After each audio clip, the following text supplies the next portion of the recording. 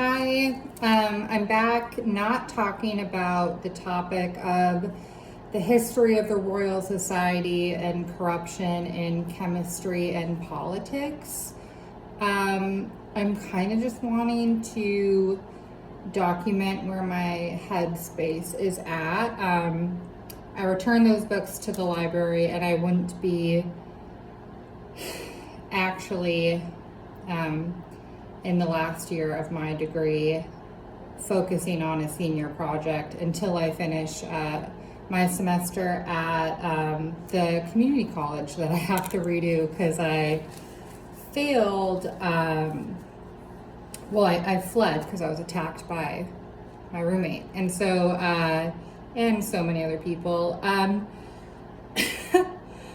It's never delightful talking under bright light, but I had to turn the bright light on. So I'm watching more of Candace Owens' coverage and her research project into the assassination of Charlie Kirk. It's going how it's going. I won't get into details there. That's just, she's a great journalist and researcher when it comes to noticing when things aren't linear or when things don't make sense and just being bold enough to question them. I'll do a different video. I still haven't finished. The most interesting one for me right now is her episode 277, and it was Charlie's last trip to Asia, to North Korea and Japan. It's interesting watching Charlie because he's somebody who has a lot of eye movement, and so I always love it when somebody has a lot of eye movement because you can tell they're thinking, and to see the cadence of his eye movement change was interesting. And obviously, like, if you're noticing different things around you, he's in a different place.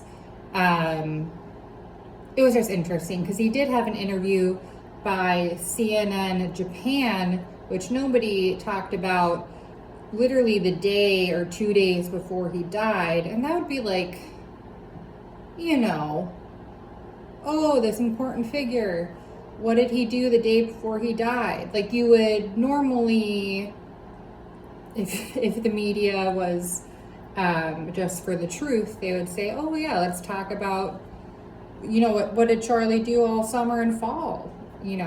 Like you would really just be covering it like Candace is. But anyway, she's the only one doing that. I had a topic to talk about. I think I just wanted to make a video because I hadn't. And getting back to my life, what I was wanting to at least mention to keep up what I'm doing is the politics of chemistry is really interesting. Now, I don't have another book to reference, but just thinking about it like I have ever since I was drugged as an infant.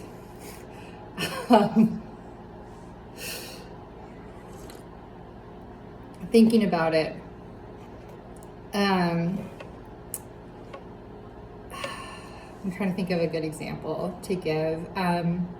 Okay, so I was making a hot chocolate, and the little girl who I gave the hot chocolate to at my work, because I'm working now. I don't think I made a video since I've been working. So her grandma said, don't think your mom wants you to have these marshmallows, referring to the marshmallows with red dye. And it was so funny because then she reached for the caramel sauce, which also has a petroleum-based additive called caramel color. Anyway, I didn't say anything, and I wouldn't at this point in my life. But it just got me thinking, and I was talking to my coworker about how it's just amazing that like all of this is petroleum. We're just eating petroleum, similar to Upton Sinclair's book about the meat industry of the 1920s, where the meat industry wanted to cover up the smell of rotten meat, so they invented an additive to cover up the smell, so consumers would still purchase it. Now, my devil's advocate is, well, we need an economy. Like, it's just the reality of the birth of nations that you have to build an economy because you need resources to win wars, and war is inevitable. Migration is inevitable. Instability in other regions, absolutely inevitable. Because we all have free will and change is constant. And so I had a Coke Zero. Me and my ex would drink Coke Zero all the time. I try to think positive of him, even though I don't trust him any farther than I can throw him. But I want to be able to trust him. And it's just not gonna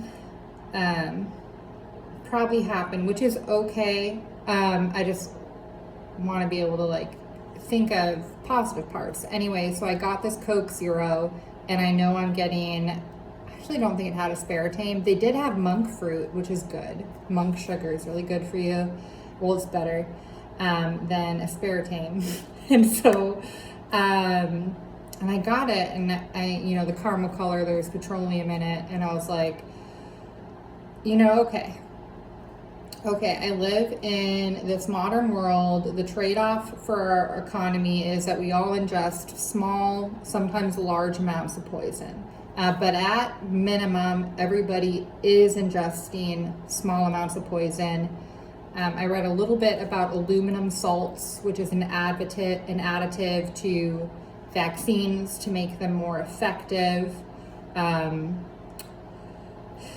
And the way in which aluminum salts would make a vaccine more effective is the aluminum would be anchoring itself into your body. And so they find, it's not funny, it's terrible, but I laugh at these things because it's ridiculous. They find these aluminum salts anchored in your brain, in your bone. The article said, though, so like the aluminum salt and vaccine industry is arguing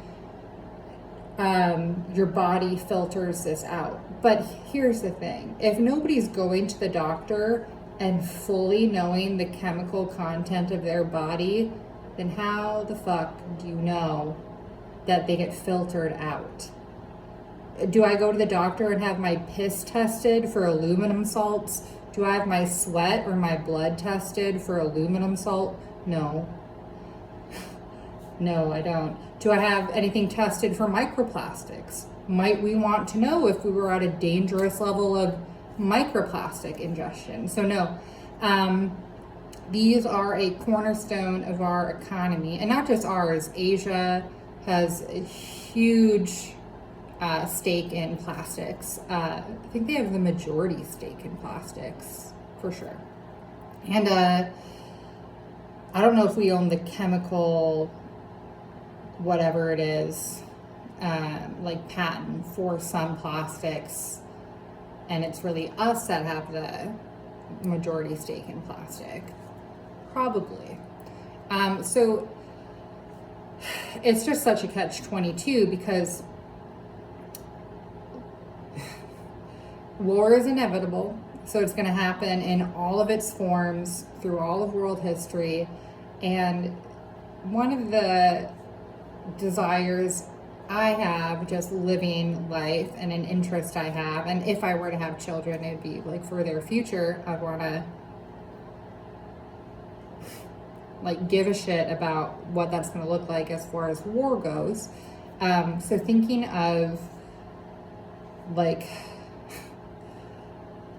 God damn it, just all of the bargains that have been made by the chemical industry in politics, just absolutely tantamount. And I know there's good people and that whole bit, but it is crazy that we bargain like, okay, well, yes, it's poison. So you're all going to take this poison and it may cause a biological effect later, but for the majority, it doesn't. So we're going to say that's a for the greater good mentality. And we're going to keep pushing for the need for this poison. Because of course it's, I think it's illegal, or it's hard to not have your child vaccinated and then put them in public schools. So there's that like whole force thing. But no, I just kind of wanted to like lightly talk about it. It is hard to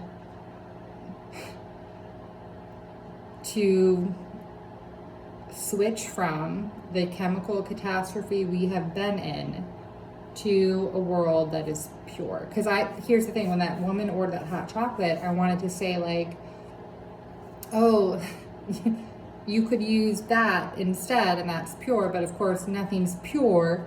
And if any of these candy companies, so supposedly what's going to happen is, since the spring, the Fed gave, at least for petroleum-based food dyes, the Fed gave everybody 2 years. And I don't think it's going to happen, because they want to replace all the food dyes, and this is what I hope happens. They want to replace all the petroleum-based food dyes, all of the gasoline, red, blue, yellow, with beet juice, carrot juice, natural colors, spirulina. And I'm just thinking like, okay. That would make the process to make color, to grow all of that fruit or vegetable just to get the color, that's going to make the cost of these marshmallows 1,000%, I don't know, 10,000%. I'm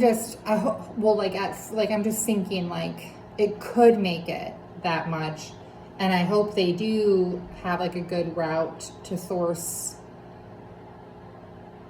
food dyes from fruits and vegetables. You know, I think spirulina is seaweed, and that's just going to be interesting. I don't think they're going to do it. I think that if they were to do that, the catch-22 again is that they'd be admitting fault. So they would have to be admitting that they poisoned people. And then on a grand scale, it would say, well, when did you know that it was poison? Or when did you suspect that it was poison? What did you do when you suspected it was poison?